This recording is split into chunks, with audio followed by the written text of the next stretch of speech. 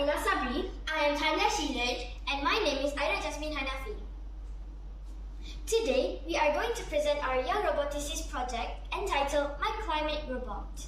The project that we initiated is Kuala Lumpur Forest Eco Park Monitoring System. It consists of two self-built or self-assembled robotic components to create a small-scale environment monitor that gives us valuable results to determine the climate change, pollution, and unpredictable weather in the oldest forest reserve in Malaysia. Our core objective is to create a small, mobile, and accurate real-time measurement to measure atmospheric changes that happen surrounding the forest and finding the best possible solutions with our results.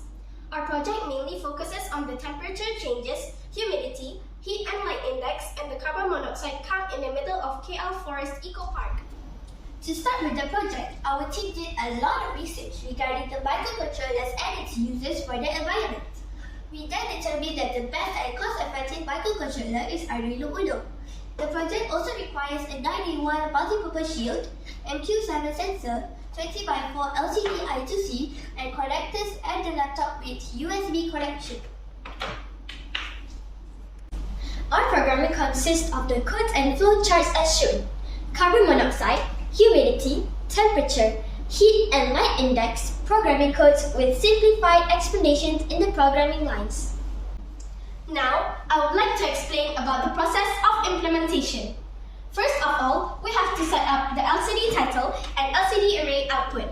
Once set up, the title will appear in LCD output.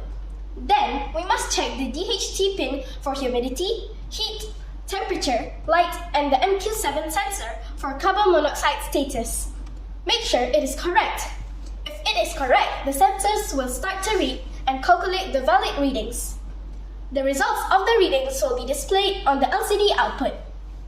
Once done, in the laptop, click the serial monitor or plotter to show the readings for 15 minutes. The readings are taken every millisecond for carbon monoxide and every minute for the other components. During the process, make sure there are no interruptions to get the valid readings. The results we get from the carbon monoxide measurements for 7 days, the carbon monoxide increases during peak hour near the forest but decrease when there are less vehicles on the road. Basically, the readings show that the contents of carbon monoxide around the forest are not dangerous and still safe and can be tolerated for humans, the flora and fauna. The slight increase of carbon monoxide is on Independence Day, where fighter jets can be seen flying near the area.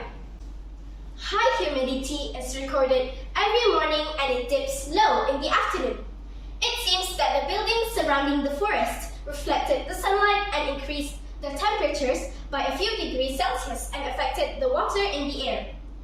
The temperature rises sharply in the afternoon on Monday and Tuesday, but dives to bottom low at around 30 degrees Celsius to 32 degrees Celsius in the evening, thus causing heavy rains in the afternoon. This can be seen that the heat index shows that the environment was pretty hot, even after it rains in the evening.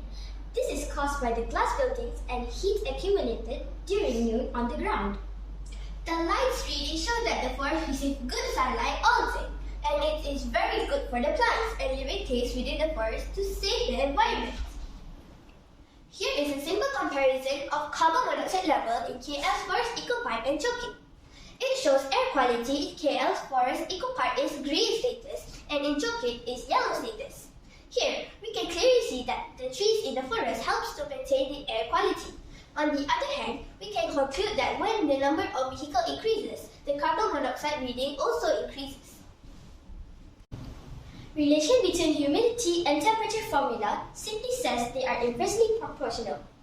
If temperature increases, it will lead to a decrease in relative humidity, thus the air will become drier, whereas if temperature decreases, the air will become wet, means the relative humidity will increase.